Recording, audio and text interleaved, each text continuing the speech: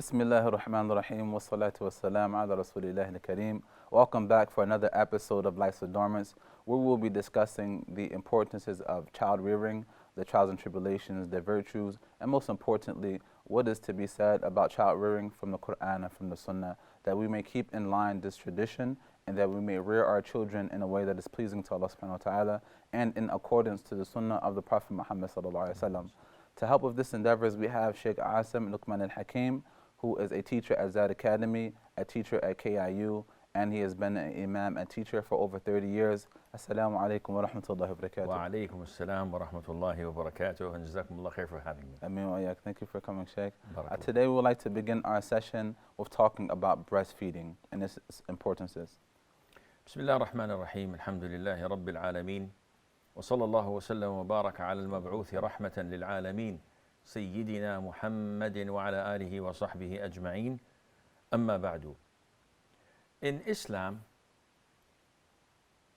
you'll find that Sharia, the law of this religion, gives all their due right. So each individual in Islam has rights, as each individual has obligations. Now, children who are newly born don't have any obligations because they're not accountable for their actions due to their young age. But they have rights. And these rights, unfortunately, don't have advocates to demand them and to protect these children. This is where the beauty of Islam is illustrated. When we find that Islam puts regulations for this child to ensure a safe haven, a righteous upbringing, and taking care of this child's welfare. So even when we look at the way a child is brought up, not only through breastfeeding, but also through personal hygiene, also through signs and characteristics of nature, Islam covers this so that a child grows up in an accepted manner and fashion to be a healthy individual and to be a productive individual. It goes without saying that when a child is born, he is in deep need of being fed properly. He's in need of nutritions to grow. And this is in all types of newborns, animals, fish, humans, mammals, whatever, they all need this. Islam governs how a child is taken care of, and it distributes the responsibilities. So a child is born. The mother can say, it's my responsibility, and the mother can say, I don't want any responsibility. The father can do the same. Yet Islam tells us, Islam forces the father to be responsible for financial provision. Definitely he's not going to be breastfeeding his child because physically this is not possible. Now the mother who conceived and gave birth to that child, Islamically is not obliged to breastfeed her own child. And this might be shocking to a lot of the viewers, but this is the Sharia law. This is what is mentioned in Quran. If there is a dispute between the spouses, then another woman would be responsible for suckling that child, and it's the father's duty to give her money. So he's actually renting her services to take care, to suckle his child.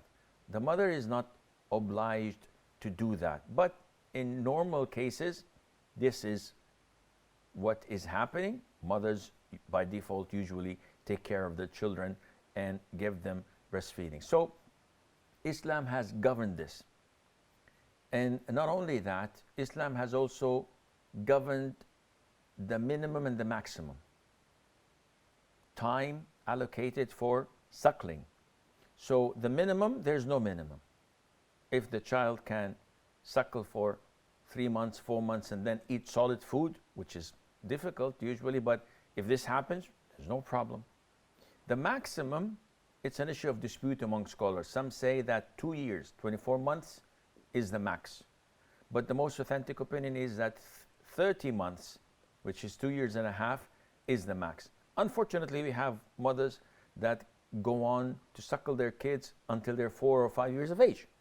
And I've seen such incidents, which is quite weird and not natural at all. So scholars say that 2.5 years is the max for such suckling. Okay. Now, is there a preference in as far as a mother suckling her child as opposed to another woman? Is there like a certain wisdom? I've read certain places before that said something about they're creating a certain specific relationship between a mother and a child, things that are passed down from her DNA to the child, such and so forth. There is a lot of benefits, and it is scientifically proven that a child finds only tranquility and comfort when his mother breastfeeds him, simply because he was in her womb for 9 months. He's been hearing the same heartbeat. He's been in the same environment. So when she suckles him, he feels the comfort and the tranquility. But in regards to human DNA and the antiviruses and the strength that a child gets from the breast milk, it seems that it's in both. And it is also important to note that breastfeeding from someone who's not the mother has a lot of rulings in Islam. Okay. So if a person is suckled by another woman 5 meals when he is within the age of 24 months, he becomes a son to that woman. And this cascades to all of her relatives. So her husband becomes his father because he's the generator of such milk. And their siblings, whether born before suckling this child or after, they are his siblings by default. And this is why the Prophet said, يَحْرُمُ مِنَ الرِّضَاعِ مَا يَحْرُمُ مِنَ النَّسَبِ, which means that through suckling, the kinship and the relationships of mahram and non-mahram is cascaded exactly as it is cascaded from real kinship. So yes, he becomes a son to that woman who suckled him 5 times or more when he was below 24 months of age, and her sisters become his aunts, her brothers become his uncles, and so on. Now, prior to this, the age, the maximum age, if a mother were to feed her child without breast milk, like for example, we have Similac and certain things, is there any Islamic ruling on someone leaving breast milk and replacing that with Similac or powdered milk or something of this nature? There's nothing in Islam that prohibits this, or even more, there's nothing in Islam that does not recommend this. So it's an issue of personal preference. Some women don't find the milk that is sufficient for the children, so they are forced to go for formula milk.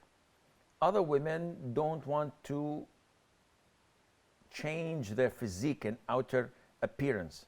So in order to keep and maintain their figure, they don't want to. They're up to their preference. There's no pressure in Islam, alhamdulillah. It is always recommended to go through natural breastfeeding because this is way, way better, healthier for a strong child. but again, there's no recommendation, no prohibition, and it's according to the preference of the mother herself. Okay. Even with the advent of technology, in terms of breast pump, milk bags, and things of this nature, is there any ruling with regards to that? Are you referring to pumping milk out of the mother or general milk banks? Both.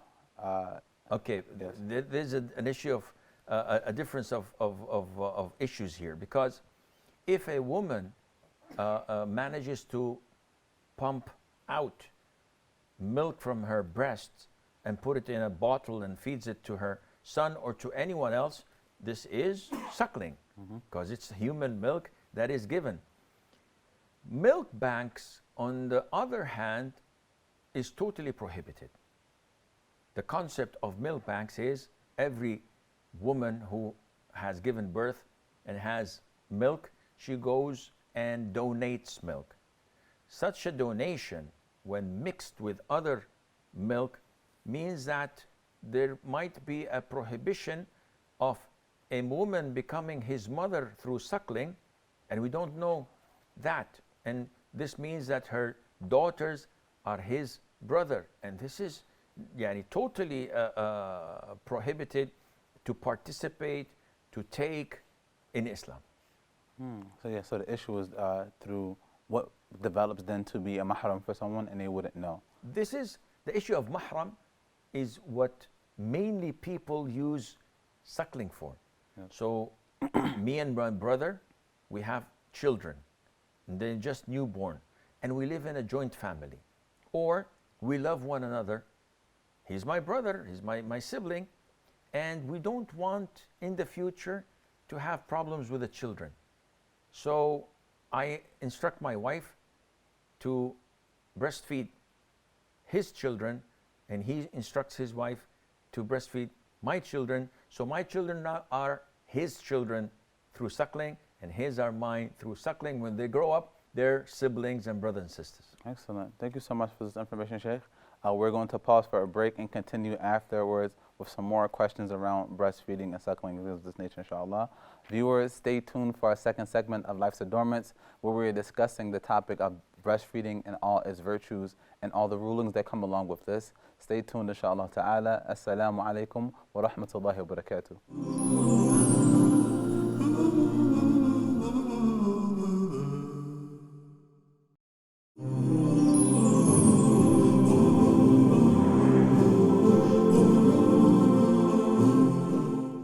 Assalamu alaikum wa rahmatullahi wa barakatuh. Welcome back to our second segment of Life's Adornments, where we are discussing breastfeeding, all its virtues, its benefits, its rulings, and how do we go about breastfeeding, providing breast milk for the child in a way that is according to the Quran and the Sunnah.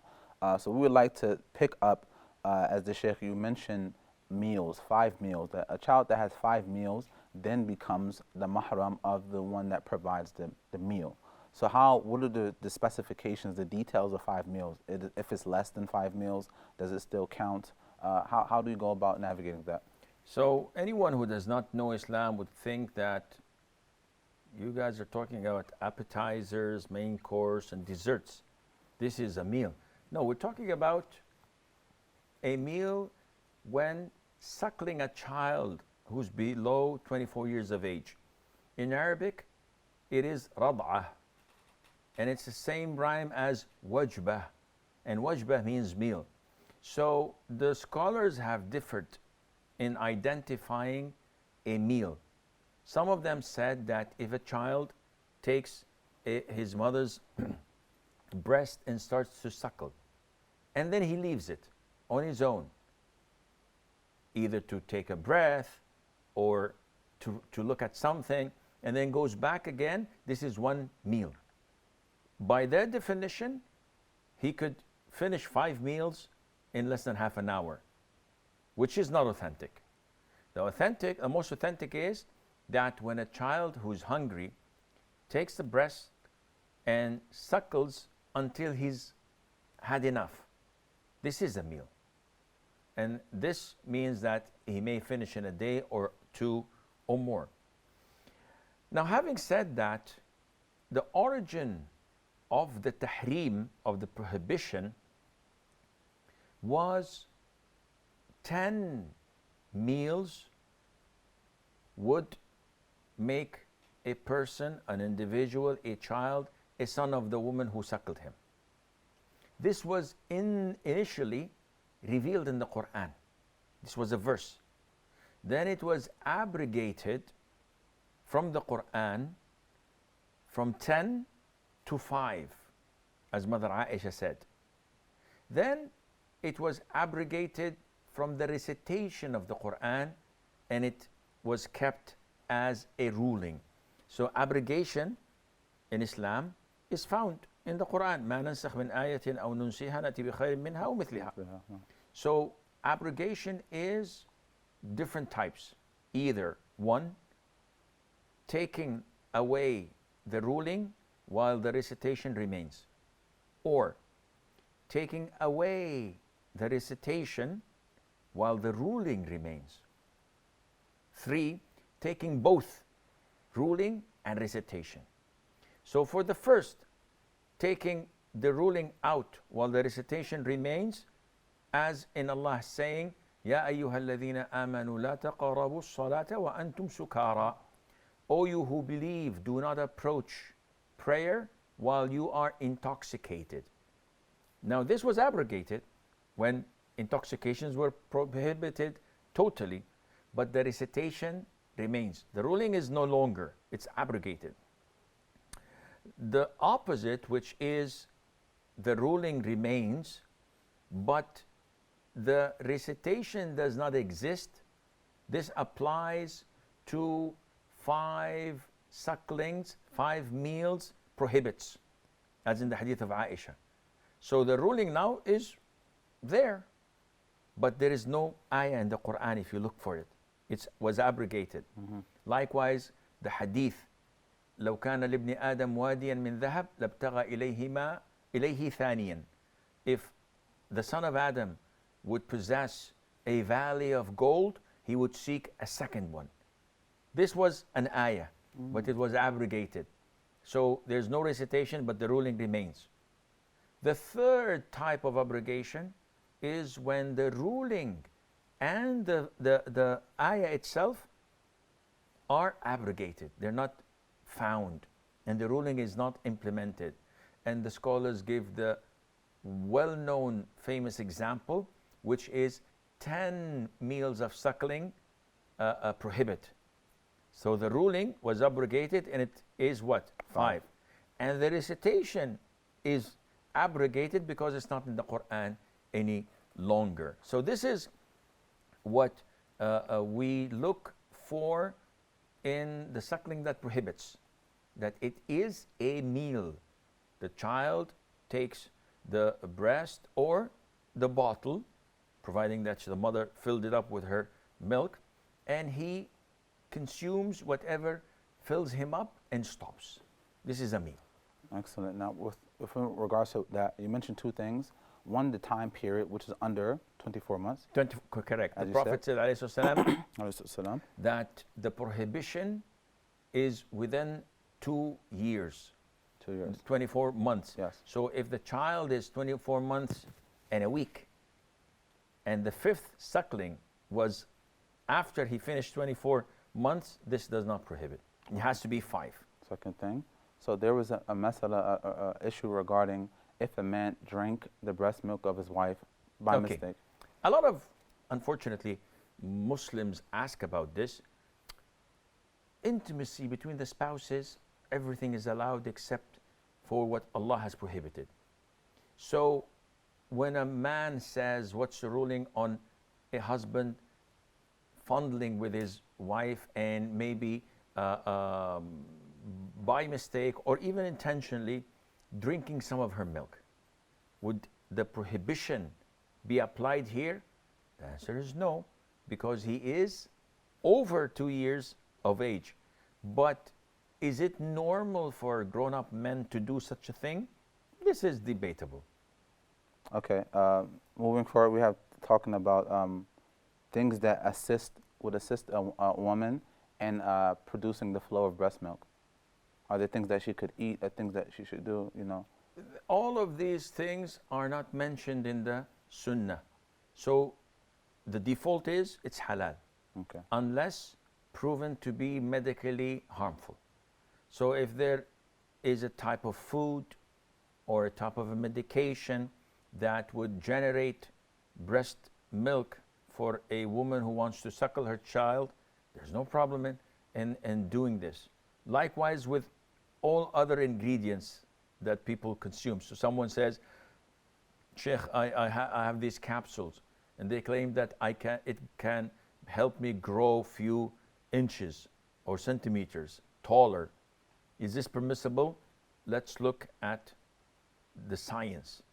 If doctors say that this is not harmful, there's nothing to prevent you from doing this. Isn't this, Sheikh, changing the creation of Allah? No, this is not. This is something that enhances you, whether it makes your bicep bigger or your physique different. As long as it's not harmful or haram ingredient, the sky is the limit. Okay. Now we mentioned the tahniq in the first stage, where the date or something sweet is put into the child's mouth. After the period of breastfeeding, are there any foods or any prophetic things from prophetic tradition that a child should take in this stage to increase them in, say, their health or memory? Or Well, I don't recall anything in the Sharia. Yeah. It's just normal food. Yeah. So after they're breastfed, they can eat bread, they can eat vegetables, they can eat meat, whatever they can consume. This is good for them, and it helps them. And it would be good if you can seek the advice of a medical doctor. Yes. But generally speaking, honey, dates, and milk are part of the ingredients that the menu Yeah. at the time of the Prophet ﷺ was always containing them. Yeah. And was there an issue or incident rather with our mother Aisha radiallahu ta'ala anha, where she wanted to breastfeed someone in order for them to learn from her? Was this a situation? Okay, akhi, you open the Pandora box Oh, again. Well, sorry. what's with you with the Pandora box? Okay, see, unfortunately, people with no knowledge tend to jump the gun. And we are enemies of what we don't know. So many times we are impulsive in taking decisions. And this is not part of being a student of knowledge. Yes. You have to refrain. Don't express your emotions. Look into it objectively, not with your own